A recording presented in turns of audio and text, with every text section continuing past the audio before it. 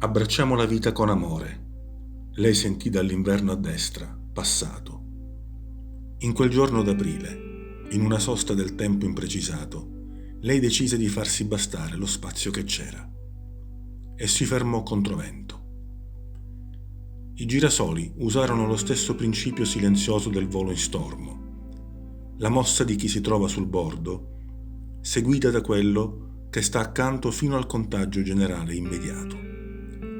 Si voltò il primo e si girarono tutti a guardarla.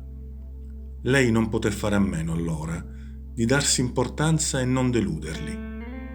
Pensò che il tempo dell'attesa può piegare certi paletti che segnano la nostra strada e che fin quando il cielo riporta la nostra immaginazione intatta di bambini, siamo salvi.